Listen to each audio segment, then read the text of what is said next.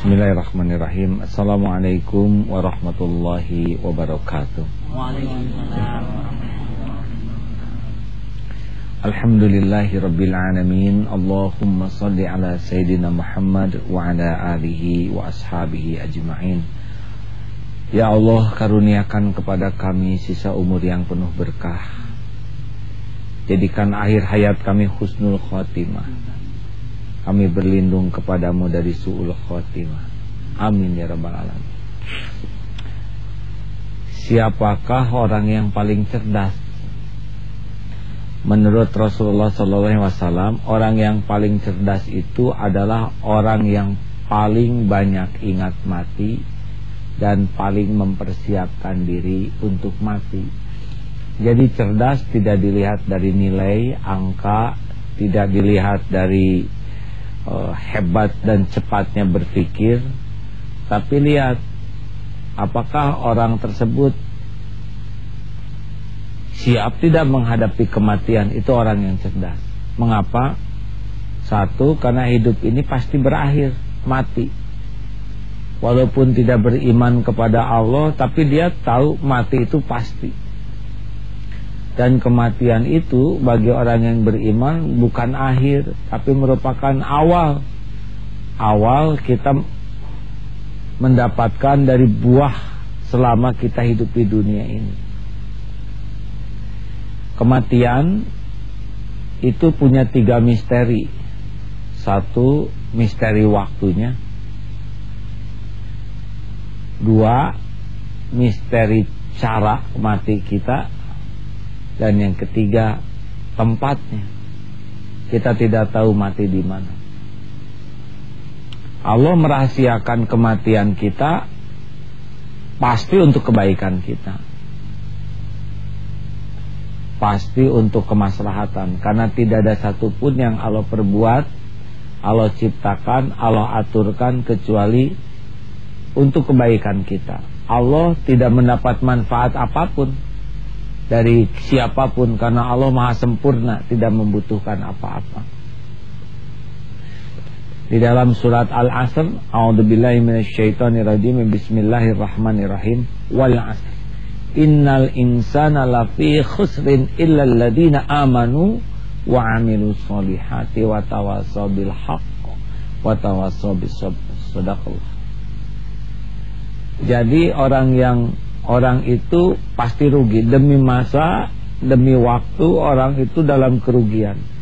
Sebetulnya tambah umur tambah rugi, tambah tua tambah rugi. Kecuali orang yang tambah umur, imannya makin kuat, amalnya makin banyak, dan makin bisa saling menasehati dalam kebenaran dan kesabaran.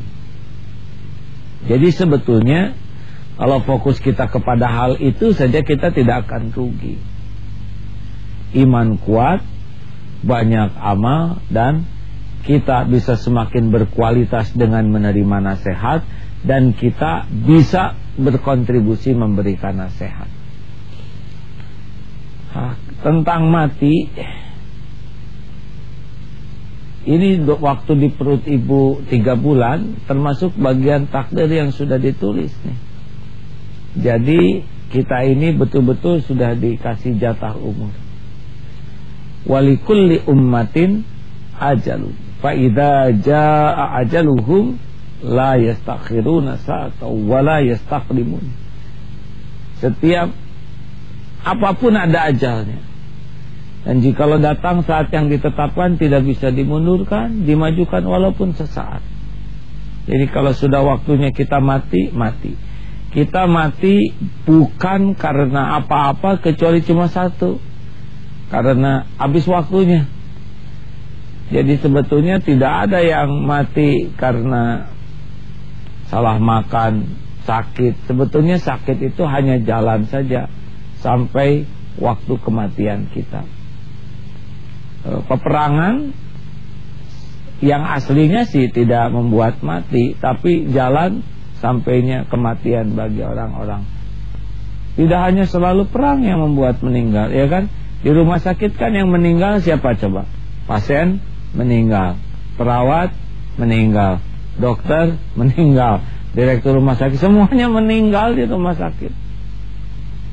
Bahkan tidak jarang yang nungguin pasien lebih duluan daripada pasiennya. Pasiennya masih hidup, yang nunggu pas pulang tabrakan meninggal.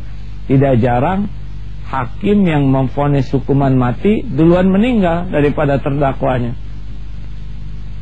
Dan bunuh diri juga kalau belum waktunya meninggal susah. Ya siapa yang mau nyabut nyawanya?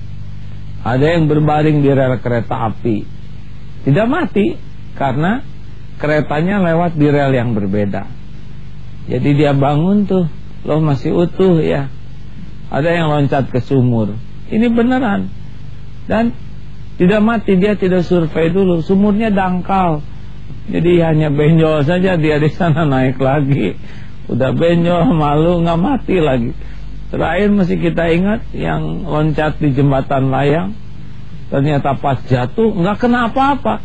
Ada mobil yang lewat ngelindes kaki lagi. Jadi bukannya mati malah jadi tambah sengsara. Iya, mati itu ada waktunya. Kalau sudah waktunya meninggal, misalkan kita bakal meninggal di pesawat, itu setiap yang bakal meninggal bakal naik pesawat itu. Dan yang enggak takdirnya meninggal, dia enggak akan naik pesawat itu, apa aja kejadiannya, tertinggal dan sebagainya. Ya, wah, bagaimana dong kalau saya naik pesawat, nanti pesawat jatuh di laut, kita bakal dimakan hiu. Kalau memang rezeki hiu, pasti kita datang ke sana. Oh, boleh nggak dirubah takdirnya? Hiu aja rezeki saya, terserah Allah lah. Nah, penting bagi kita untuk mengetahui rahasia mati ini. Insya Allah sesudah ini kita akan coba kupas hikmah. Kenapa mati dirahasiakan? Apa hikmahnya? Insya Allah. Jadi jangan terkecoh oleh prestasi yang disebut-sebut orang kalau belum mati. Kita juara ini, itu baik, pas matinya ternyata su'ul khotimah. Jadi sebetulnya prestasi yang diraih sekarang tuh belum menentukan nanti akhir hayat husnul khotimah atau tidak itu. Nah, kenapa? Bukan kenapa, kita tidak boleh mempertanyakan Allah kenapa merahasiakan. Apa hikmah dirahasiakan? Satu, supaya kita tidak menunda amal. Kita tidak tahu nih kapan mati. Maaf, ada yang yakin besok masih hidup? Cung, Bapak, nanti sore masih hidup, yakin tidak nih? Belum tentu. Selesai acara ini mungkin berakhir hidup kita. Oleh karena itu kalau udah waktunya azan, jangan ditunda. Belum tentu kita panjang umur, ya kan? Ada waktunya azan, cepat sholat. Kalau ditanya kenapa kamu sholat, ya memang ini yang disukai Allah. Hati keburu mati, repot. Mati dalam keadaan tidak sholat. Kalau sudah dimampukan Allah mau haji, haji berangkat.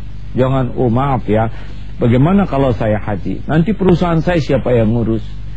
Sedangkan saya adalah yang penting di perusahaan ini. Bilang aja, Pak, Bapak meninggal juga perusahaan mah tetap ada. Ya, nggak ngepek atuh. Emangnya kita ini siapa? Kita kan cuma nebeng hidup.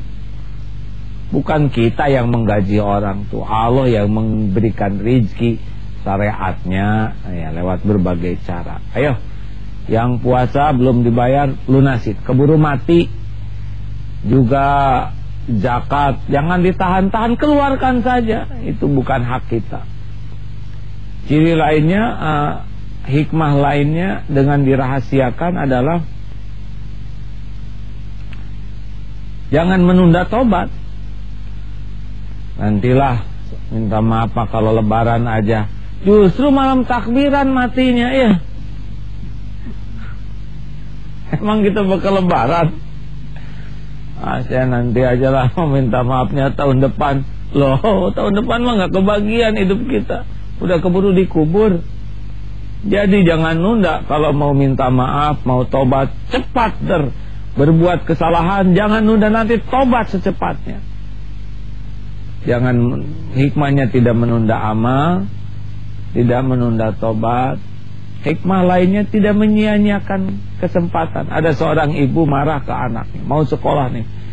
Ibu tuh sebel lihat kamu, rasanya gak pengen lihat kamu lagi. Pulangnya telat, anak tidak ada, sore tidak ada, malam ternyata jatuh ke selokan, hanyut, meninggal. Bayangkan pertemuan terakhirnya tuh dengan kemurkaan ibunya. Kita belum tentu bisa ketemu. Kalau perjumpaan, makanya bicara tentang kematian tuh bukan horor. Di rumah tuh kalau bapak meninggal, amit-amit, gak usah gitu.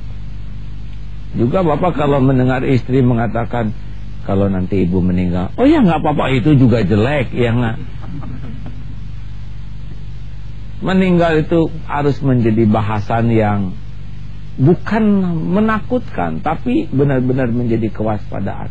Bapak harus berani berkata ke anak-anak, nah, bapak belum tentu panjang umur. Kalau bapak meninggal tidak usah cemas, tidak usah takut, karena bapak bukan penciptamu, bapak bukan pemilikmu, bapak bukan penjaminmu. Allah penciptamu, pemilikmu, pengurus dirimu. Dekati saja Allah. Kirimi bapak doa supaya bapak bisa selamat dikubur dan kembali ke akhirat. Sedih boleh, tapi jangan berlebihan. Karena sebetulnya yang menjamin kalian adalah Allah subhanahu wa ta'ala. Harus berani berkata begitu. Kalau dikubur bapak doakan, sewaktu-waktu mau dikunjungi boleh, jangan membuat susah. Kirimi doa yang baik. Jangan sepertinya horor, kehilangan segala-galanya. Enggak, mati itu adalah hanya waktu perpisahan sejenak. Memang akan sedih. Lebih sedih kalau kita lebih cinta kepada duniawi ini. Apalagi tentang hikmahnya adalah jangan berbuat maksiat. Pokoknya mau maksiat ingat mati. Mau nonton ke bioskop film yang enggak, ingat berapa banyak yang mati di bioskop. Berapa banyak orang yang mati di tempat maksiat.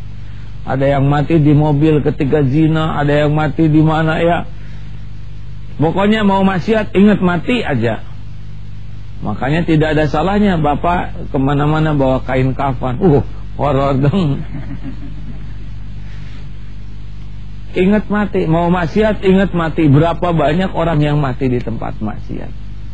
Jadi mati nih, mau nonton film yang enggak, wah mati lagi nonton ini, husnul khotimah tidak.